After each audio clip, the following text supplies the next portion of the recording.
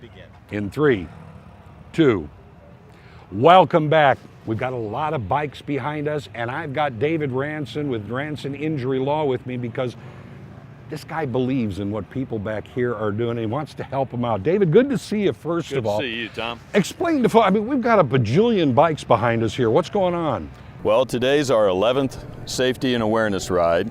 One of the largest, or the largest, dedicated solely to safety and awareness for motorcyclists that's free. Right. This is not like a funner. I mean, you have all these great rides and poker runs and this and that, but this is all about awareness, about trying to keep people safe. Absolutely. Everybody deserves to get home to their family and friends every night. That kind of puts you out of a job, though, if everybody follows the rules. That's okay. I've been doing this for 36 years, representing riders and their families, and when cell phones came out, my broad daylight rear enders tripled. Tripled. Because what happens is cars don't see a bike.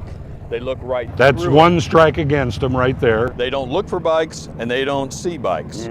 So they say the 4 deadliest words, I never saw him. Yes. But the bike was there Yeah. and could be seen. And the headlights are hardwired to be on all the time. You just have to look and look again. Always look twice. Now, of course, you know, yes, you would think some of these bikes, they're big enough, they shouldn't be missed, but we do miss them in cars many times. What can we do? I know one thing I heard, and it's what you mentioned, put the phone down. Absolutely. That's simple. Absolutely. What are some of the other things that we can do to, you know, help the riders be a little safer on the roads? Well, interestingly, it's not just bikes. First, always look for pedestrians, bicycles, and motorcycles. Right. Second, look for all other cars and trucks.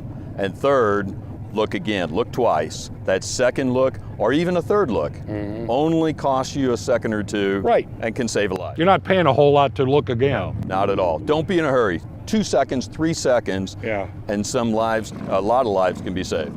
Now, of course, you know, seeing these bikes, we always think, you know, of the big bikes. There's a lot of little bikes out there, and more people have got into those like 40cc things. Right. You need to really be aware of those, I would imagine. Yeah, because they're lower profile.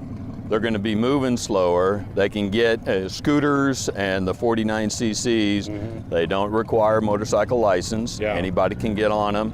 But the same principles apply. They should still have eye protection. They should still be wearing a helmet.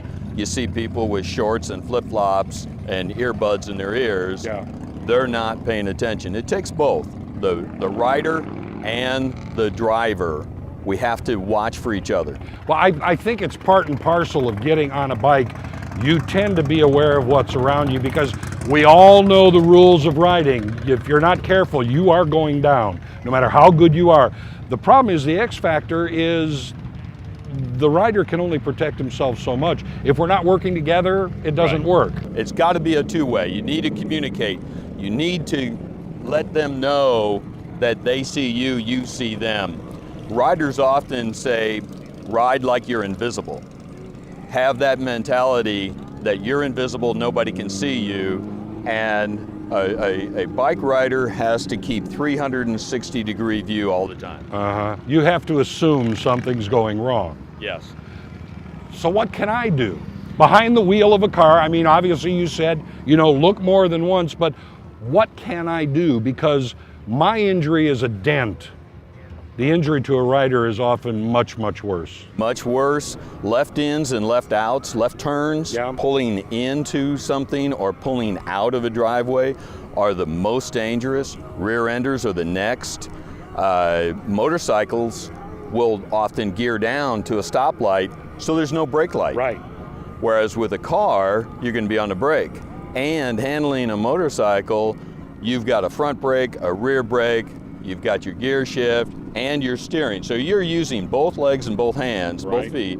Whereas a car, you're just holding on to the wheel. Yes. So car drivers need to be aware that handling a bike is not the same as a car, and you need to just, you know, be aware. You need to allow them a different spacing than you might for a car in front of you. Don't tailgate a bike. Yeah. Bikes can stop a lot faster, and if an emergency arises, that bike's going to stop too soon if you don't have a safe distance.